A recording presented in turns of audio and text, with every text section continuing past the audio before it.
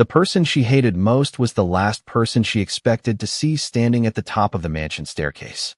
Avery Johnson tightened her grip on the cleaning supplies in her hands and stared upward in disbelief.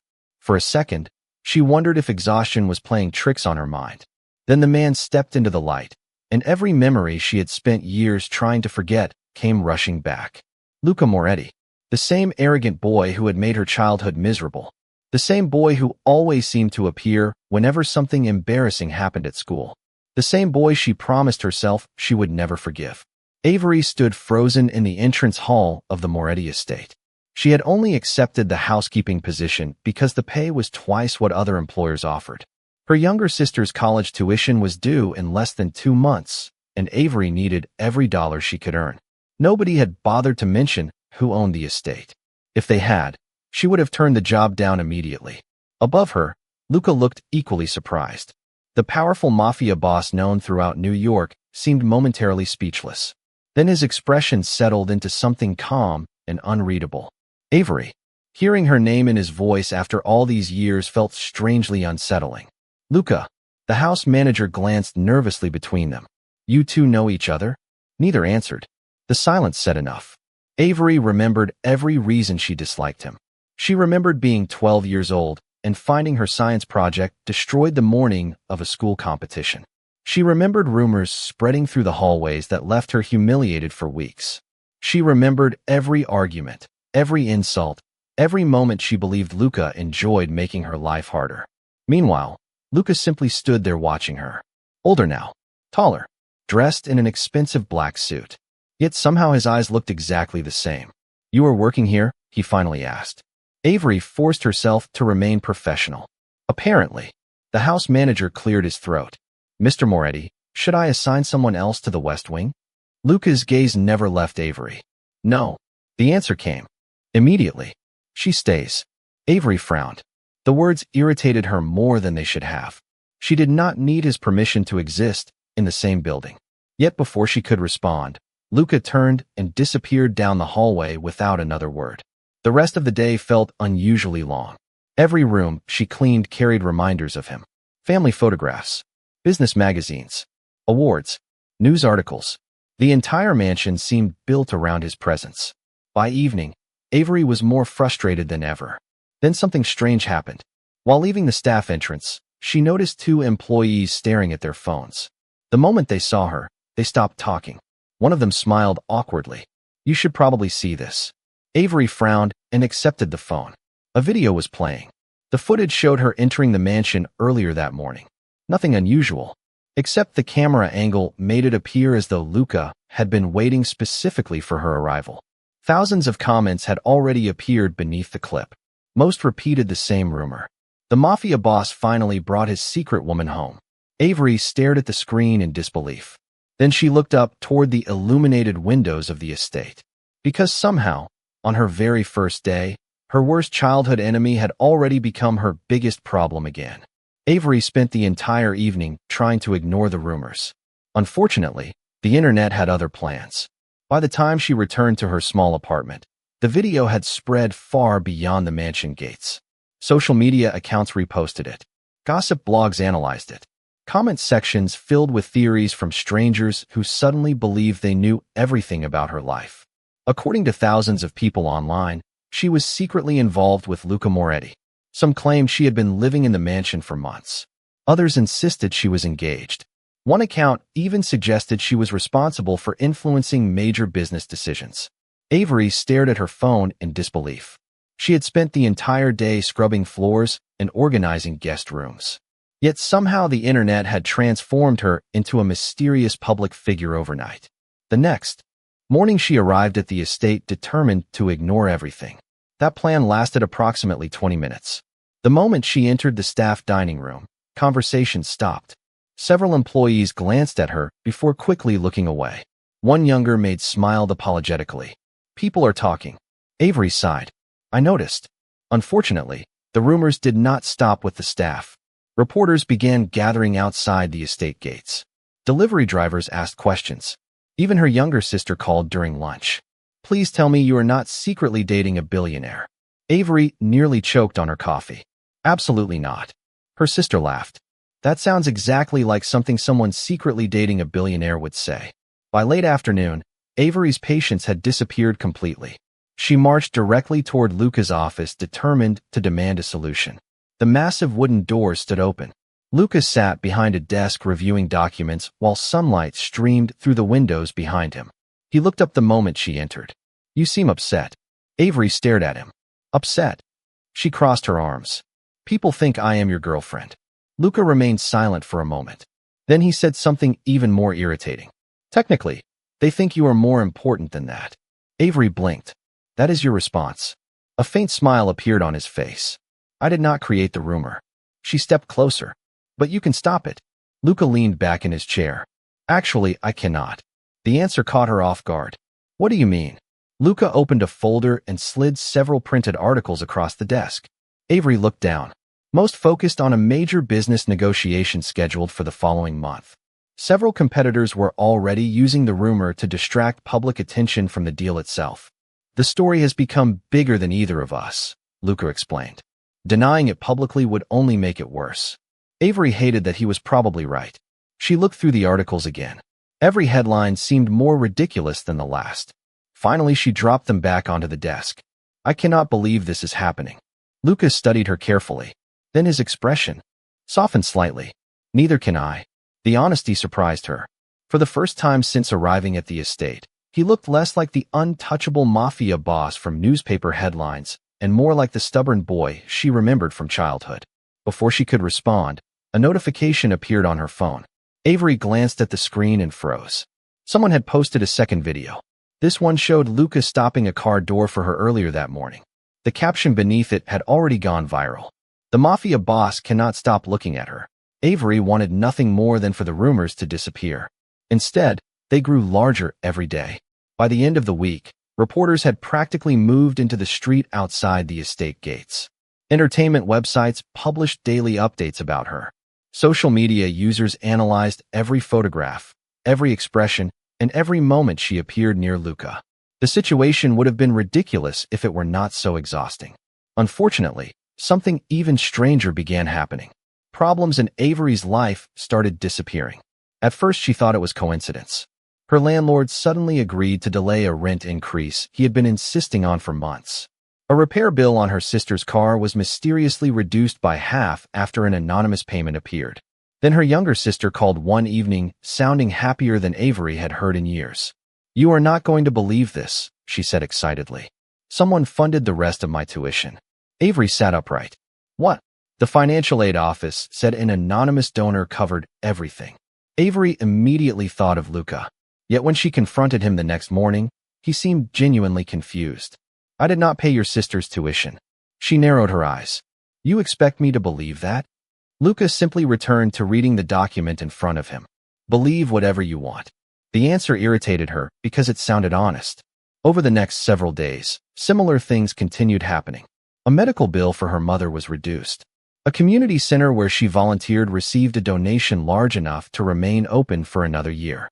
Every time she investigated, the same phrase appeared. Anonymous contributor. No names. No explanations. No credit. One rainy afternoon, Avery found herself carrying fresh linens to an unused storage wing on the third floor of the mansion. The area was rarely visited and mostly contained old furniture and archived belongings. As she organized supplies, she noticed a small wooden box tucked behind several shelves. Dust covered the lid. Curiosity got the better of her. She carefully lifted it down. The box was surprisingly heavy. Inside, she expected old financial records or family documents. Instead, she found photographs. Dozens of them. Avery froze. Every picture showed moments from her childhood. School events, community festivals, neighborhood gatherings, birthday parties. At first, she thought they belonged to her family. Then she realized something strange. Most of the photographs had been taken from angles where she never noticed a camera. Slowly, she lifted another picture. Then another. Her pulse quickened. Every photograph included her. Some showed her laughing with friends. Others showed her helping younger children. One showed her standing alone beneath a tree reading a book. The photographs spanned years. A small note slipped from between them and landed on the floor. Avery picked it up. The handwriting looked familiar. The message contained only one sentence. She still smiles the same way. Avery stared at the words. The date written beneath them was nearly 15 years old. Her breath caught, because she immediately recognized the handwriting. It belonged to Luca Moretti. Avery sat alone in the storage room long after she should have returned to work. The photographs remained spread across the floor around her like pieces of a puzzle she could not understand. Every image carried the same impossible truth. Luca had been paying attention to her for years. Not days, not months, years. She picked up another photograph. In it, she was standing outside a public library at 14 years old, holding a stack of books against her chest. The image was candid. She had never known anyone was watching. Beneath it, another handwritten note appeared. She reads when she is sad. Avery stared at the words. The date was 13 years old. Her pulse quickened. Nothing about this matched the version of Luca she had carried in her mind for most of her life. The boy she remembered was careless, arrogant, and constantly making her angry. Yet the person who wrote these notes seemed observant, thoughtful, protective even. The contradiction made no sense. She quickly gathered the photographs and placed them back inside the box. Then she carried the entire thing directly to Luca's office. This time she did not knock. The door swung open and struck the wall. Luca looked up from behind his desk. One glance at the box in her arms told him everything. For the first time since she arrived at the estate, genuine panic crossed his face. Where did you find that? Avery set the box down on the desk. You tell me. The room fell silent. Luca looked at the photographs, then at her, then back at the photographs. You were not supposed to see those. Avery crossed her arms. That is not an explanation. Luca leaned back in his chair and closed his eyes briefly. The gesture looked less like frustration and more like someone realizing a secret had finally run out of places to hide. Avery. His voice was quieter than usual. The person you think I was is not the person I remember being. She laughed once. There was no humor in it. Really? Because I remember plenty. The words hung heavily between them. Memories she had carried for years immediately resurfaced. The science fair disaster. The rumors at school. The humiliating moments she always connected to him. Luca listened without interrupting. When she finished, he opened a drawer and removed an old yearbook. The cover was faded. Several pages were marked with colored tabs. He opened one and slid it toward her. Avery frowned. It was a disciplinary report from middle school. The report described an incident she remembered clearly. Someone had vandalized her science project the night before the competition. She had always believed Luca was responsible. The report listed a different student's name entirely. Avery stared at the page. Then she turned to another tab. More reports. More incidents. One after another. Every event she blamed on Luca involved someone else. Her stomach tightened. What is this? Luca looked directly at her. The truth. Avery flipped through the pages again. The evidence was impossible to ignore. Slowly, a realization began forming. A painful one. The memory she trusted most might have been wrong. Luca remained silent while she processed it. Then he said something that stopped her completely. Avery, I never spent years trying to hurt you. His gaze dropped briefly toward the photographs. I spent years trying to make sure nobody else did. Avery could not stop staring at the yearbook. The pages blurred slightly as she turned them again and again, hoping to find some mistake. Yet every report told the same story. Every incident she connected to Luca involved someone else entirely. Names she barely remembered. Faces long forgotten. For years she had carried anger toward the wrong person. The realization left her feeling unsteady. Why did nobody tell me? She asked quietly. Luca looked out the window for a moment before answering. Because nobody listened. Avery frowned. What does that mean? Luca rested his hands against the edge of the desk. It means once people decide who the villain is, they stop looking for evidence. The words landed harder than she expected. Because deep down she knew he was right. She had never questioned her version of events. She never searched for another explanation. She simply accepted what everyone around her believed. Silence filled the office. Rain tapped softly against the glass. Finally, Avery picked up one of the photographs from the box. It showed her standing alone during a middle school field trip. The note attached to it read, "She pretends she is not scared of heights." Avery stared at the handwriting. The observation was accurate. Embarrassingly accurate. She had always been afraid of heights. Very few people knew that. Why were you paying attention to me? She asked. Luca smiled faintly. Because you were impossible not to notice. Avery rolled her eyes immediately. That sounds ridiculous. It is true. The answer came without hesitation.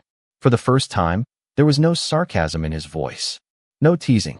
No games. Just honesty. The sincerity made her unexpectedly uncomfortable. She quickly looked back down at the photographs. One image caught her attention. It showed a school talent show. Avery remembered that night clearly because she had nearly canceled her performance after someone damaged her costume backstage. She turned the photograph over. Another note appeared. Fixed the zipper 15 minutes before curtain. She froze. What? Luca's expression shifted. You found that one. Avery held up the photograph. You fixed my costume? Luca nodded. You were crying. Avery felt as though the floor had tilted beneath her. She remembered the costume suddenly being repaired. She remembered assuming a teacher had helped. She had never known who it really was. Another photograph. Another note. Stayed after practice until her ride arrived. Another. Made sure nobody followed her home. Another. Returned the notebook someone stole. The pattern became impossible to ignore. One memory after another unraveled. Not because new events appeared, but because old events suddenly carried different meanings. The person she thought had been making her life harder had quietly been solving problems she never knew existed. Avery lowered the photographs slowly. Why? She whispered. Luca looked at her for a long moment. The answer seemed difficult for him. Not because he did not know it, but because he had hidden it for too long. Finally, he reached into the box and removed a bundle of sealed envelopes tied together with faded string. Because every time I tried to tell you, he said quietly, I ended up writing instead. Avery stared at the envelopes. Her name appeared on every single one. The oldest was dated 16 years ago. None of them had ever been sent. Avery stared at the bundle of letters as if they belonged to another universe. Her name appeared on every envelope in Luca's handwriting. Some were worn at the corners. Others looked newer. Together, they represented years of words he never sent and conversations they never had. For a moment, neither of them moved. The rain continued tapping softly against the windows while the office remained completely silent. Finally, Avery picked up the oldest envelope. The date written in the corner made her heart skip. She had been 10 years old. Slowly, she opened it. The letter inside was surprisingly simple. I tried to tell you the science project was not me. You would not listen. Avery felt her throat tighten. She opened another. Age 12. I saw you crying behind the gym today. I wanted to help, but you looked at me like you hated me. Another. Age 14. Congratulations on winning the writing competition. You pretended not to care, but I know you practiced for weeks. Another. Age 16. I think you are going to leave this town someday. I hope you do. The words blurred slightly as tears gathered in her eyes. Every letter revealed the same thing. Luca had been watching her life unfold from a distance, while she spent years believing he was her enemy. Some letters were awkward. Some were funny. Some were clearly written and abandoned halfway through. But all of them carried one undeniable truth. He cared, far more than she ever realized. Avery lowered the final page and looked up. Luca was standing near the window, giving her space. He had not tried to explain himself. He had not asked her to forgive him. He simply waited. Why did you keep these? She asked quietly. Luca smiled faintly. Because throwing them away felt worse. Avery laughed softly through her tears. The answer sounded painfully honest. She looked down at another envelope. This one had never been opened. Unlike the others, it was addressed differently. Not to Avery. To myself. Curiosity got the better of her. She carefully unfolded the paper. The date showed it had been written only a year earlier. The message was short. If she ever comes back into your life, do not ruin it by saying the wrong thing. Avery froze. Slowly, she raised her eyes toward him. You wrote letters about me last year? Luca rubbed the back of his neck and immediately looked uncomfortable. It was the first time she had ever seen him appear uncertain. Apparently, the sight almost made her smile. For years, she imagined Luca as confident in every situation. Seeing him embarrassed felt strangely human. Then another thought occurred to her. A much bigger one. The anonymous help. The paid tuition. The reduced medical bills. The community center donation. Avery folded the letter carefully. It was you. Luca did not pretend not to understand. He simply nodded once. Most of it. Avery shook her head. Why? Luca looked at her for a long moment. Then he gave the same answer he had been giving in different ways since the beginning. Because you mattered to me. The room went completely silent. Not because the words were dramatic. Not because they were unexpected. But because for the first time in her life, Avery finally believed him. Avery left Luca's office carrying the letters pressed tightly against her chest. For the first time in years, she did not know what to think. Anger had been easy. Resentment had been simple. She had built an entire understanding of her past around those emotions. Now that foundation was collapsing beneath her. The following days felt different. Not because the rumors disappeared. They did not. If anything, the gossip became more intense. Reporters continued waiting outside the gates. Social media accounts continued posting theories. But Avery no longer paid much attention. Her focus had shifted elsewhere. She found herself replaying old memories and seeing them through a completely different lens. The more she remembered, the more questions appeared. One afternoon, she visited the community center where she volunteered every Saturday. The building had remained open because of the anonymous donation she recently discovered. Children filled the recreation room with laughter. Volunteers organized food drives. Families gathered for after-school programs. As Avery walked through the hallway, the center director approached her carrying a clipboard. "I have something that belongs to you." Avery frowned. "To me?" The woman nodded and handed over a sealed envelope. Dust covered the corners. "We found it during storage renovations." Avery turned it over. Her breath caught instantly. The envelope was addressed to her. The handwriting belonged to Luca. The date written beneath it showed the letter was nearly 17 years old. Slowly she opened it. The paper inside had yellowed with age. "Dear Avery, I know you probably hate me right now." Avery sat down immediately. Her heart began pounding. She continued reading. The letter described an incident she remembered vividly. A group of older students had mocked her during a school assembly. Avery spent years believing Luca joined them. According to the letter, he had actually reported the situation to a teacher afterward. He even wrote down the names of everyone involved. Avery blinked repeatedly. She turned the page. More details followed. Things nobody else could have known. Events she remembered incorrectly. Then she reached the final paragraph. "If I ever figure out how to talk to you without making everything worse, I promise I will." The words hit harder than she expected. Avery lowered the letter and stared out the community center window. Suddenly, she understood something important. Luca had not failed to care. He had failed to communicate. The difference mattered. Later that evening, she returned to the estate. The sun was setting behind the trees as she crossed the front courtyard. She found Luca alone on a terrace overlooking the gardens. For several seconds, she simply watched him. The powerful mafia boss everyone feared looked strangely ordinary, sitting there in silence. Finally, she walked forward and placed the letter on the table. Luca recognized it immediately. "You found that one too." Avery nodded. "How many were there?" A faint smile touched his face. "More than I care to admit." For the first time, she smiled back. The moment was small, barely noticeable, yet something shifted between them. Years of misunderstanding no longer felt impossible to overcome. Then Luca reached into his jacket pocket and removed one final envelope. Unlike the others, it looked newer. Much newer. He placed it carefully on the table. Avery looked down. The date was from only 3 months ago, before she started working at the estate, before the rumors, before any of this happened. Her name was written across the front, and beneath it, Luca had written 3 words. "If she returns." Avery looked at the envelope for several seconds before touching it. The terrace had fallen completely silent around them. Evening. Sunlight stretched across the gardens while the city glowed in the distance.